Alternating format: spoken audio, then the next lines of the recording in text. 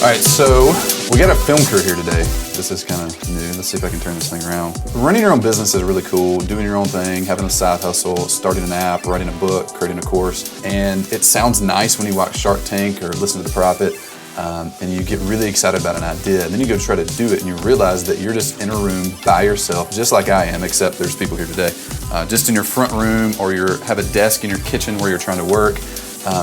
And there's all these problems that you run into along the way, and you don't have anybody to help you. So we're starting a new project today. Today's the pilot episode. This will be kind of a cool new experiment for us, where we're gonna go have breakfast with cool people that have done really cool things. And we're gonna talk to them about their work life, about their family life, about the struggles they've had, and get a tour of their office and their workplace to see how they do work. So this should be really cool. You're gonna follow along. We got the film crew with us today. We're gonna go meet my friend Grant Baldwin, who has been a paid speaker for years. He's made over $1 million speaking to high school kids. And recently, just this year, he started a new business venture that we're gonna kind of talk about, get him to share what he's done and some of the lessons he's learned, and just talk about life and his overall awesomeness.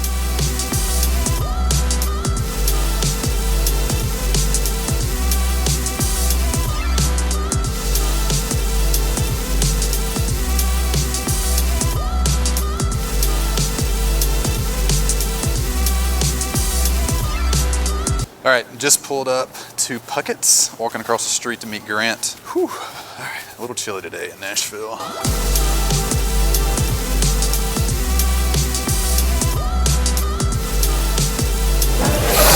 Have you been here before? I have. I brought my middle daughter here because they have Mickey Mouse pancake. She was a fan of that.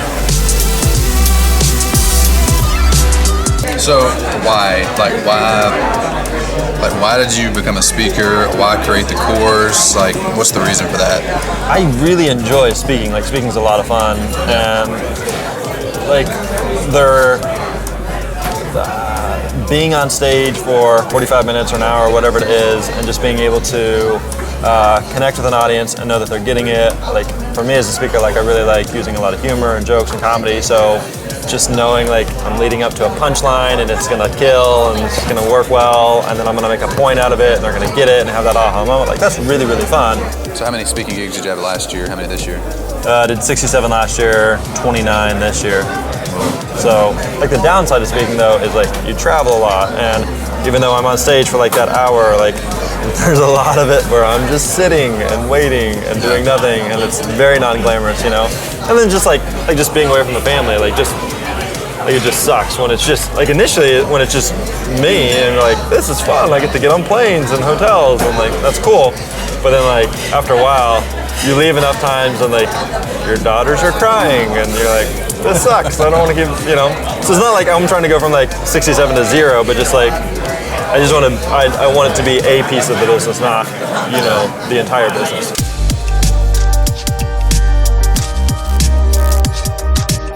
So what was revenue last year, this year? Revenue last year was about 400. This year will end 4.25, 450 maybe. Yeah. So you created your course in January, booked the pay to speak. Yeah. So that did, what's the numbers on that? Yeah, no, that's the biggest piece of it. So it'll be 300 plus, just on that 300, 350, somewhere in there, just on that course, you know. Yeah. Which again, like, once I realized that the other night, like when we were texting, like we had ideas in January. Like to go from an idea, both of us, you know, to like a combined $1 million in revenue. Yeah, it's nuts. And the year is crazy.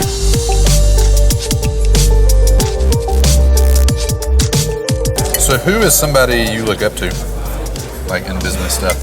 I look up to different people for different reasons. Like one guy I really look up to is Mike Hyatt. Yeah. Because he does really, really well on the business side. He's building the type of business that I'd like to have, maybe not to the scale.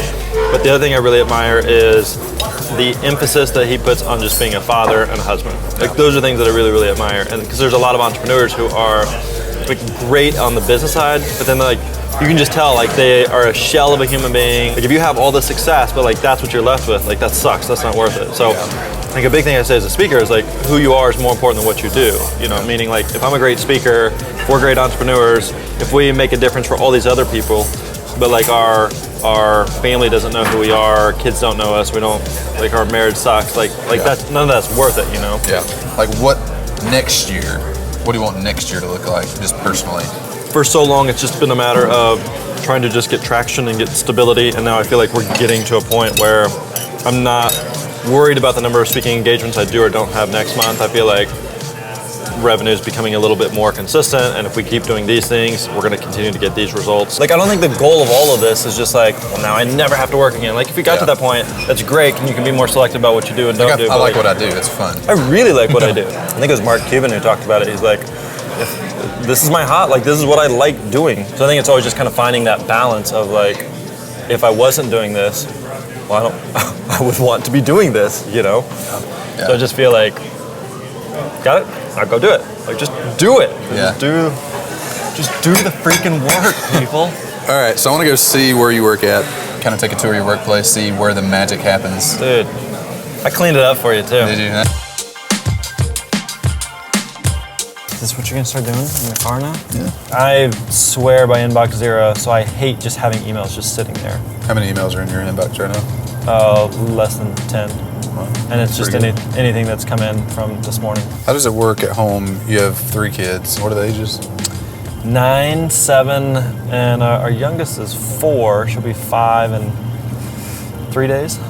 So how does it work? They're homeschooled by Sheila. You work from home. They're homeschooled. Yep. Is there any friction there? Yep. Like some. I joke about it in that we get to be together every minute of every day. Isn't it the best? Like, we are so lucky. But at the same time, like, it's helpful to have everybody have our separate time. I'd say most nights, I'm also, like, after the kids go to bed, I'm back on my computer. It almost sounds like the behavior of an addict of like, I can stop anytime I want. But, trust me. But I'm not going to. How much TV do you watch? Not much. Really? I record Sports Center every morning. I watch like the first 5 minutes, just see if there's what the major stuff is, like the highlights of the big game. And then I'll fast forward to the end to watch the top 10 plays. As your income has increased, have you seen your decision making I'd feel comfortable with you not touching my leg right now. let's be clear about what's not happening and not touching a leg currently. You can't move it now. Yeah.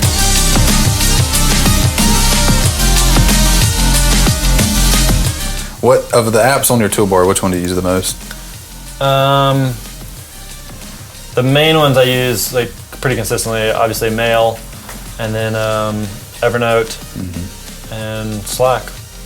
I break my goals down by quarter. This is a thing I use quite a bit here, is each week what I want to do.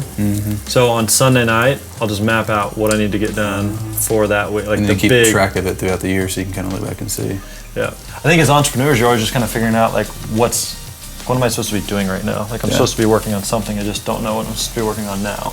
And so just being able to always be really, really clear at the beginning of a week, knowing like what I want to be working on, and just having that there so I can always, like, for the week, that's what I'm referring back to. Yeah. And it's just on a micro level. So, we were just doing some goal planning for the entire year. So I always look at, how's the year break down into the quarter, how's the quarter break down into the week, how's the week break down into the day. Yeah. What do I need to be working on right now? So if the goal is to, if the goal is to do $1 million in sales or something, well, that doesn't just magically happen on December 31st. So just being really intentional about, okay, on February 19th, what do I need to be working on to get there? So that's kind of how that's broken out. Do you listen to music during the day, or is it usually not quiet? If I do, I use simplynoise.com. What is it? So it's basically it's like background noise. Yeah, it's just white noise. Gotcha. So a lot of times I'll just plug in use my headphones. Yeah. I'm listening through there.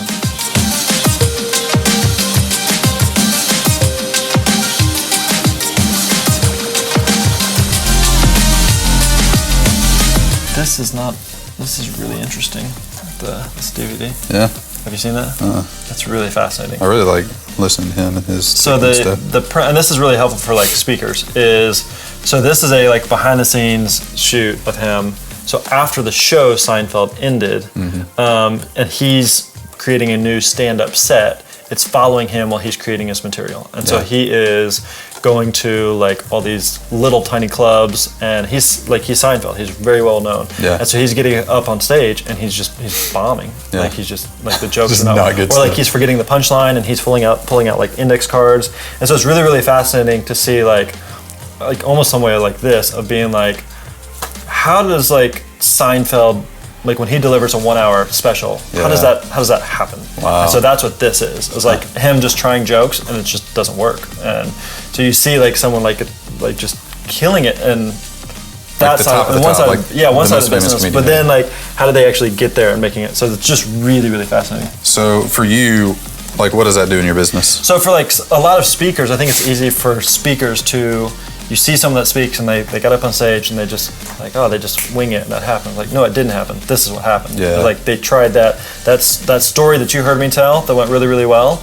I've told that 100 times, and so you figure out what works and what doesn't work. And so it's just a lot of behind the scenes stuff, you know. And so you can write an insanely good blog post, but you didn't see the 50 other drafts. The ones that really suck. that never saw the light of day, or the 50 ones that you did publish that weren't that just didn't get any traction. Wow. You know. So that's really what it is. It's kind of like the work behind the work. And that takes some balls to shoot that. Because you just want to shoot the finished product. He's like, but to shoot the sausage being made. Yeah, it's him bombing. Wow, that's really cool. So it's super fascinating. So it just follows him through that process. Like a big thing we talked about at breakfast, you know, is like who you are is more important than what you do. You know, so like it's way more important to me to be a good husband, to be a good father, and like being an entrepreneur and working from home. It's great, but it really allows me the freedom to like go outside this door and go play with my girls and go goof off or go play in the front yard or the backyard, you know. Like that's the stuff that really matters. Like this is fun, like, but we're playing a game. We're playing a grown-up game of business, you know. But like being a husband, being a father, like that's the why. Yeah, totally. So next time you keep asking me all your stupid questions. Why do you do all this? Like, because I got 4 girls that like, I really care about, you know. Like that's, to me, like that's, you know, that's why. So that's why, you know, that's why we do trips, and that's why, you know, I'm really intentional about taking time to goof off with them, or to, you know, yesterday afternoon I went ice skating with our oldest. Yesterday morning I went bowling with our youngest. On Tuesday I went bowling with our middle one, you know, and giving them like individual daddy dates. As well as we try to be intentional on, you know. So that's fun stuff.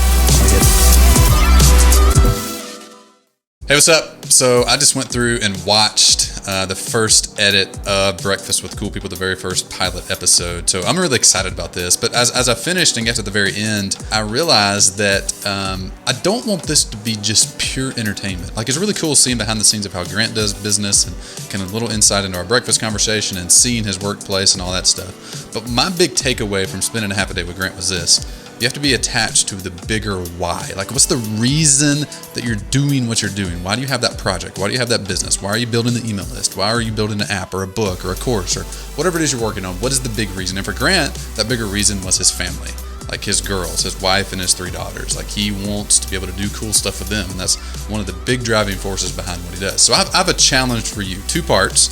Part number 1, in the comment section below this YouTube video, or wherever you're watching this, if it's embedded on the blog or somewhere else, go back to the YouTube video.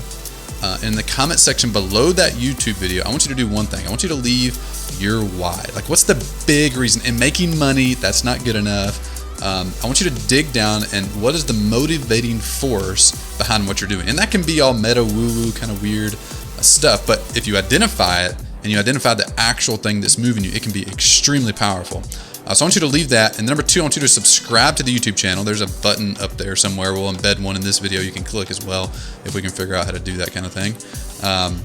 And so do 2 things. Leave a comment, subscribe to the YouTube channel. And then number 3, we're going to pick 5 people over the next, let's say the next 5 days. 5 people over the next 5 days that leave a comment and that subscribe to the YouTube video. And we're going to mail you out a copy of Jerry Seinfeld's stand-up routine in the making video that Grant talked about inside of Breakfast with Cool People pilot episode.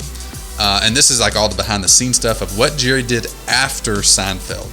of putting together his first stand-up act, all the behind-the-scenes footage of him bombing, of him forgetting lines, all that stuff.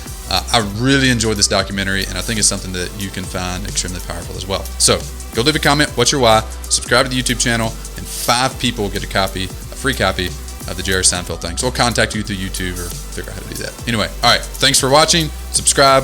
We'll see you on the next episode.